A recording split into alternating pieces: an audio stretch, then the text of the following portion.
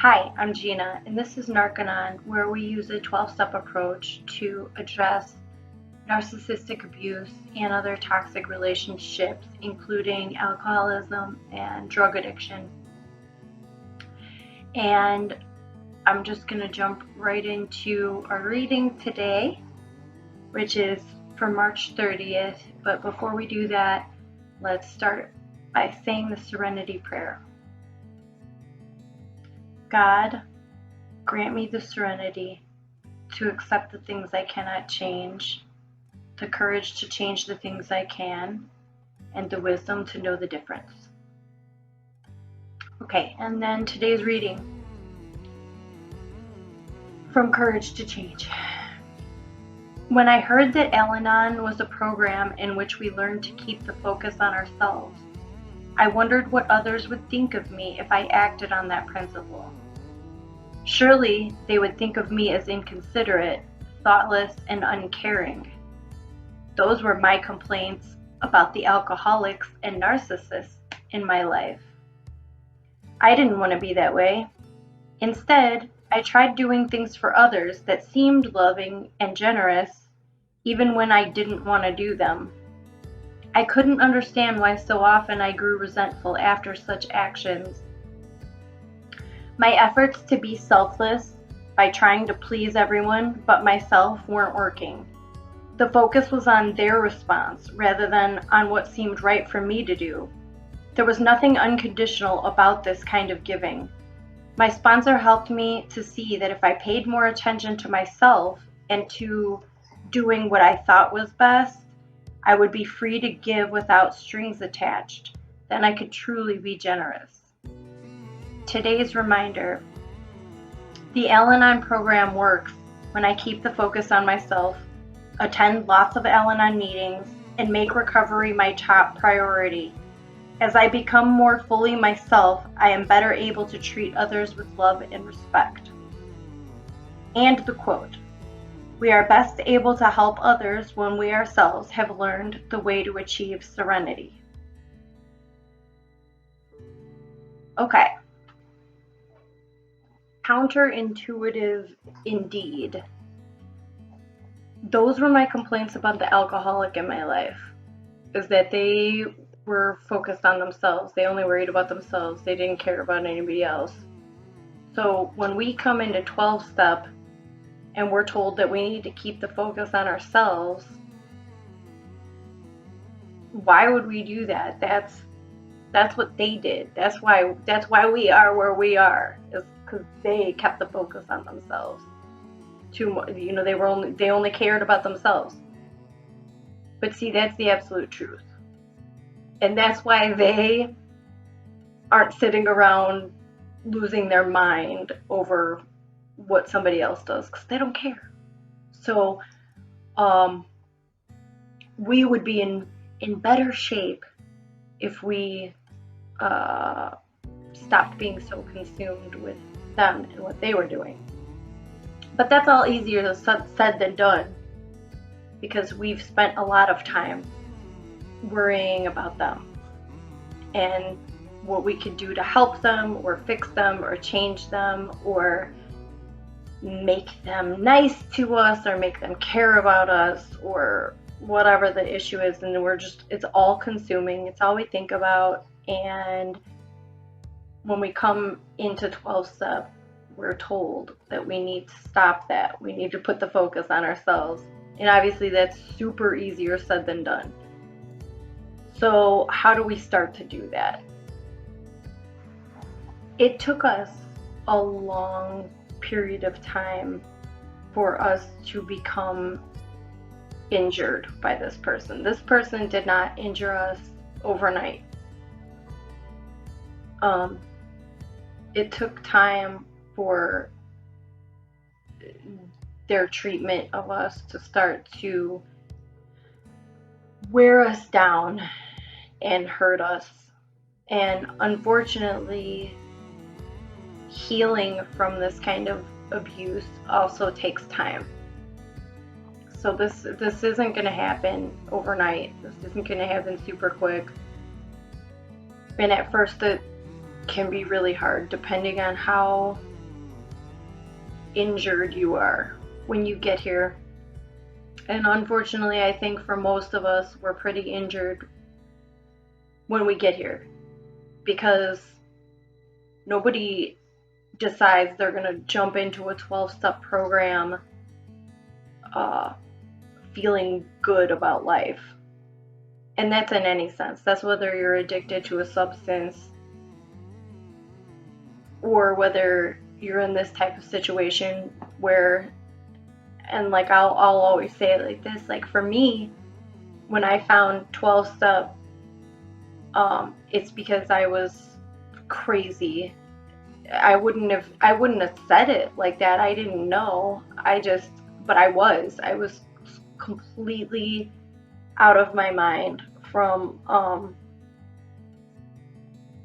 the trauma pretty much that I had endured from dealing with narcissistic abuse and just like utter neglect and abandonment and those kinds of things. So I was not well emotionally, and I knew I needed help, and I didn't know where else to go. So when I came into 12-step, and I know a lot of people could relate to this, I was just at an extremely low point. And at first, I listened as much as I could, pay attention. And by that, I mean that my thoughts were so consumed by this other person, by the narcissist, by the alcoholic. They were so consumed with that person that it was hard for me to focus on anything. It was hard for me to pay attention to anything because the compulsion of my mind, just like the substance for an addict, the compulsion was there constantly. It was like constantly, every little thing made me think about that person or worry or miss them or like whatever it is, just like complete obsession. And so at first it was really hard, but I paid attention and listened to everything that I heard in Al-Anon, and eventually in another 12-step group, and I just was listening, and slowly I could break away from the obsessive thoughts for short periods of time, little by little, a few minutes, maybe a few more minutes, and it just was a slow progression. So it did take time, but it does get a little bit better. It gets a little better each day. Maybe get a couple more minutes each day, in the process.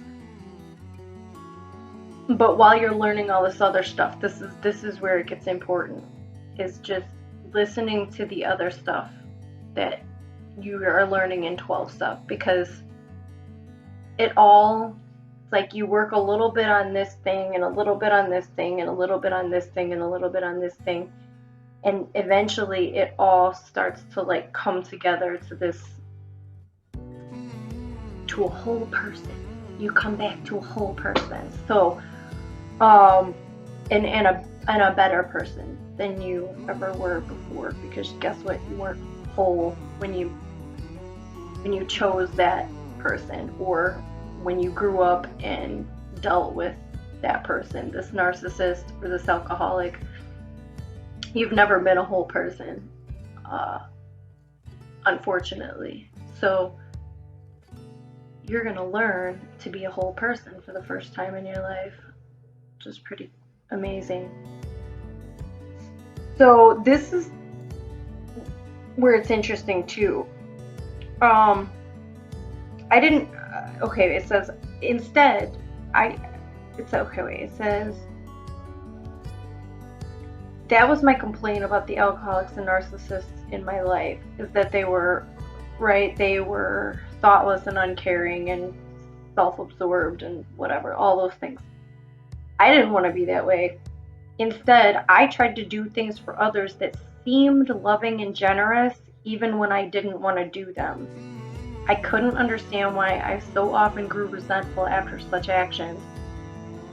So this is to think about. And I'm going to give an example because it makes a lot more sense when you, or at least for me, I need examples. Sometimes my brain doesn't, especially like I said in the beginning when you're learning this stuff and your brain can't really focus. So let's just say that you're going to do something nice for someone else.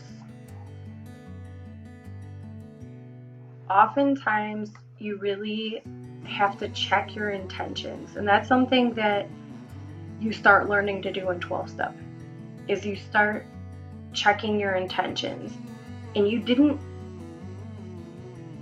wouldn't think that you wouldn't know what your intentions are always, but you totally don't. I think a lot of times when we are codependents or empaths, we have no clue why we do things. We become so robotic, and most of it's so fear-based. It's fear, I'm afraid they're gonna leave me. I'm afraid they're gonna think bad of me. I'm afraid they're gonna talk about me. I'm afraid they're gonna judge me. I'm afraid it's so fear-based that we just function off of this preventative measures. And so we do things so often thinking that it's gonna save the day, but then we realize, we don't even realize, we just do it, and then we're pissed off and we don't even know why. And an example is, say you were at work and you noticed that something needed to be refilled, or that it was running low. Something was running low, maybe paper in a printer, or you're a waitress and you notice the ketchup bottles are low and you refill them, or whatever it is that you're thinking about the next shift or the next person coming in, and so you're trying to be thoughtful and you refill that. And then the next day you come in and you see that person and you're like, oh hey, I noticed the ketchup bottles were low yesterday and I refilled them. And they're just like, okay, thanks. Or they don't say anything. Or maybe you don't see them and you just, it's something that you do all the time. And maybe you've let the management know, like, yeah, just so you know, I always do this. I always do this before the end of my shift, and it's not my job, but I do it. And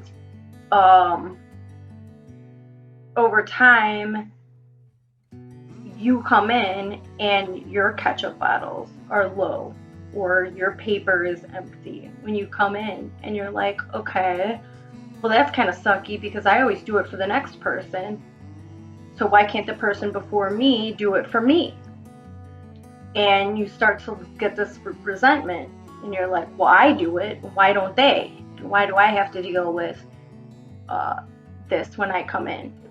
And so you start to be, over time, you start to become more resentful because you are doing something that isn't your job, trying to be considerate, but all it's doing is making you mad at the fact that the person before you doesn't do it the same thing for you. So this is where, when we do things for other people, our intention may initially be good. We're trying to be generous. But see, this is why we have to check our intentions. Because really, in the grand scheme of things, if we think about it, we aren't doing it because we're being generous. Or maybe there's a part of us that are, but more than anything, we feel like something is owed to us when we do it. We feel like that means that somebody should do that for us, or that we want a pat on the back for doing it. And the truth is that if you're really doing something for somebody else and it comes from a genuinely good place, you won't expect any kind of accolade for doing it. You're not going to expect somebody to thank you, or you're not going to expect somebody to return the favor. If you're really doing a favor for somebody, you just do it. You don't even necessarily need to say that you did it. If you're really doing it with the purest of intention, you're just doing it to help somebody else out, or make their day easier, or to do something nice for them. You don't need to announce it at all. So this is why it's always good to check your intentions and see, am I doing this? And do it before you do the favor. Just go, am I doing this because I want to do this, because I want to do something nice for this person? Or am I doing it because I want something in return? Because if you are, that's controlling and it's manipulative. Because if you are doing something so that you think somebody's going to give you back something in return, that's trying to control them. So instead of doing that thing, do something for yourself instead. Or if you still think about it and you can honestly say, I don't care if I don't get a thank you. I don't care if somebody doesn't do something good for me back. I'm just doing this out of the goodness of my heart, or because I want their day to go smoother. And you're okay with that, then go ahead and do it. Being aware of this hopefully will change your idea of when you do a nice thing for somebody. And additionally, you're not going to walk around feeling annoyed because you didn't get a thank you, or somebody didn't do the same thing for you. So it's actually it's just one of a million things that if you start to implement this into your life, it's going to make you feel a lot less uneasy, a lot less frustrated, a lot less angry, because you don't have an expectation in return for doing a nice thing for somebody. The quote at the end of this, I think, fully sums up that whole principle, which is, we are best able to help others when we ourselves have learned the way to achieve serenity. And with that, I will see you guys next time. Thanks.